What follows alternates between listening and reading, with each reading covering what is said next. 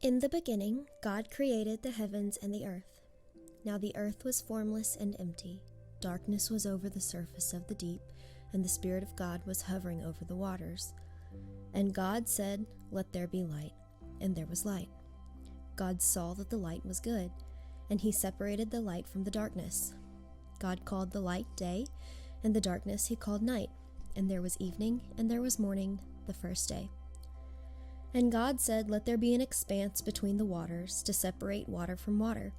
So God made the expanse and separated the water under the expanse from the water above it.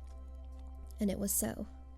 God called the expanse sky, and there was evening and there was morning, the second day. And God said, "Let the water under the sky be gathered to one place, and let dry ground appear." And it was so. God called the dry ground land, and the gathered waters he called seas. And God saw that it was good. Then God said, "Let the land produce vegetation. Let seed-bearing plants and trees on the land that bear fruit with seed in it, according to their various kinds." And it was so. The land produced vegetation, plants bearing seed according to their kinds, and trees bearing fruit with seed in it according to their kinds. And God saw that it was good. And there was evening, and there was morning, the third day. And God said, "Let there be lights in the expanse of the sky to separate the day from the night, and let them serve as signs to mark seasons and days and years. And let them be lights in the expanse of the sky to give light on the earth." And it was so. God made two great lights, the greater light to govern the day, and the lesser light to govern the night. He also made the stars. God set them in the expanse of the sky to give light on the earth, to govern the day and the night, and to separate light from darkness. And God saw that it was good. And there was evening, and there was morning, the fourth day. And God said, "Let the water teem with living creatures, and let birds fly above the earth across the expanse of the sky." So God created the great creatures of the sea and every living and moving thing with which the water teems, according to their kinds, and every winged bird according to its kind. And God saw that it was good. God blessed them and said, "Be fruitful and increase in number, and fill the water in the seas, and let the birds increase on the earth." And there was evening, and there was morning, the fifth day. And God said, "Let the land produce living creatures according to their kinds, livestock, creatures that move along the ground, and wild animals, each according to its kind." And it was so. God made the wild animals according to their kinds, the livestock according to their kinds, and all the creatures that move along the ground according to their kinds. And God saw that it was good.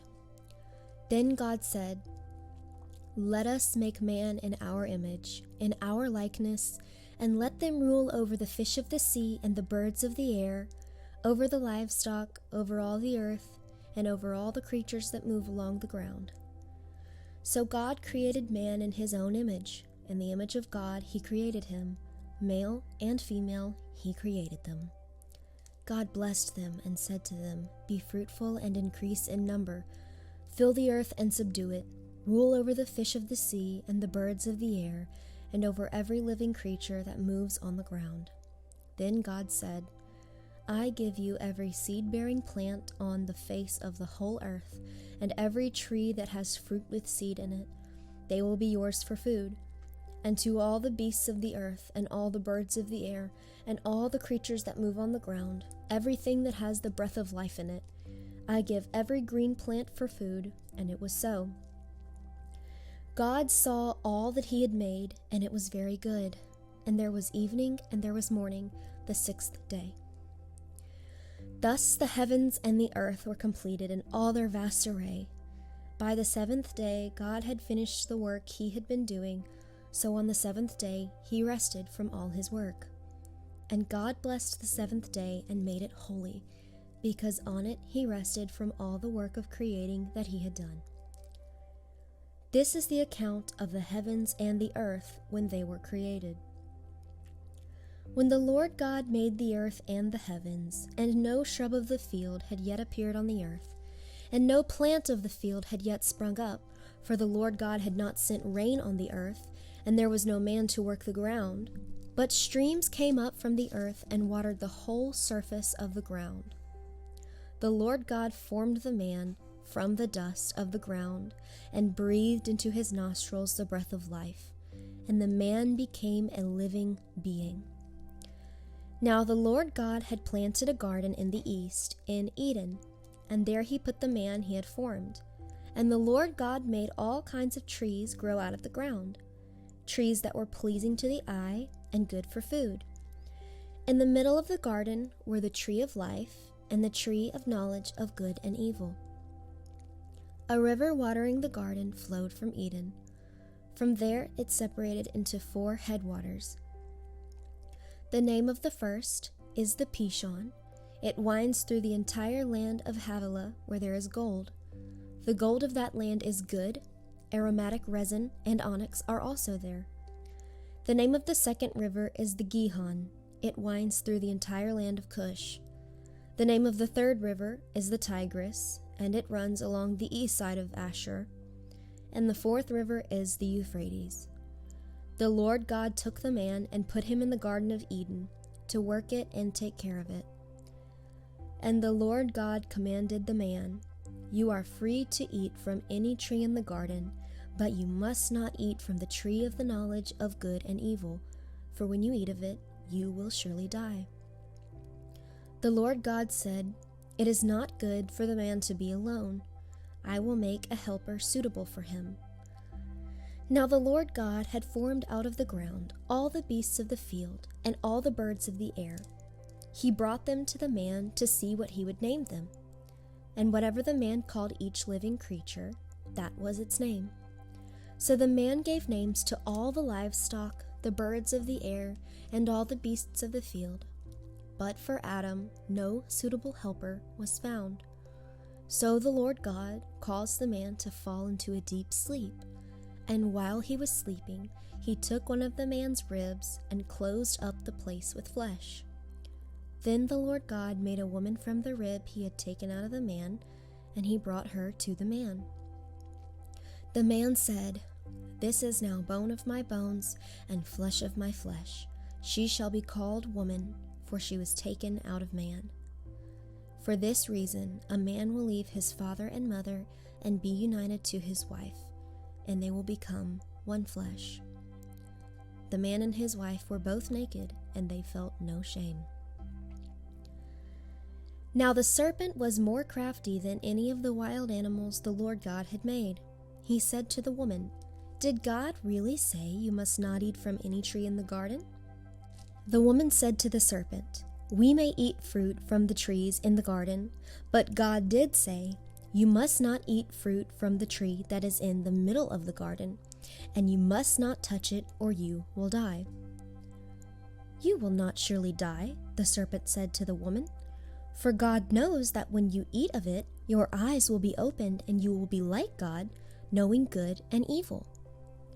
When the woman saw that the fruit of the tree was good for food and pleasing to the eye, and also desirable for gaining wisdom, she took some and ate it.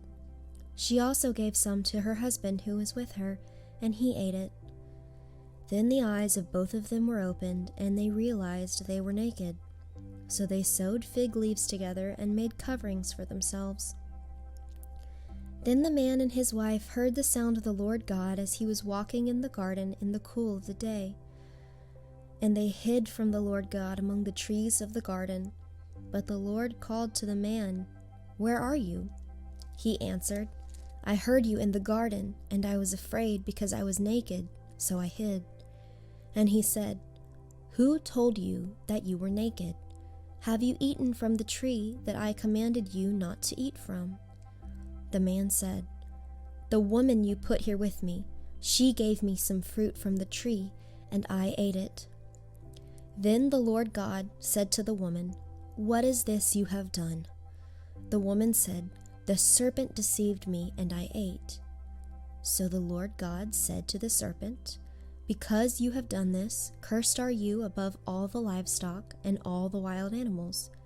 You will crawl on your belly, and you will eat dust all the days of your life. And I will put enmity between you and the woman, and between your offspring and hers. He will crush your head, and you will strike his heel." To the woman he said, "I will greatly increase your pains in childbearing. With pain you will give birth to children. Your desire will be for your husband, and he will rule over you." To Adam he said, "Because you listened to your wife and ate from the tree about which I commanded you, you must not eat of it. Cursed is the ground because of you. Through painful toil you will eat of it all the days of your life. It will produce thorns and thistles for you, and you will eat the plants of the field.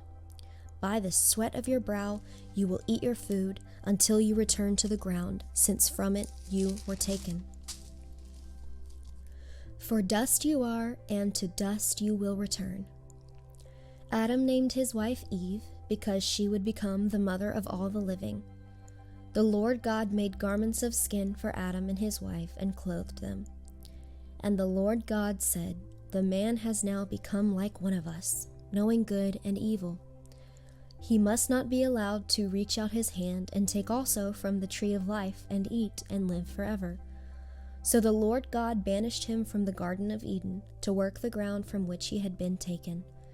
After he drove the man out, he placed on the east side of the Garden of Eden cherubim and a flaming sword flashing back and forth to guard the way to the tree of life.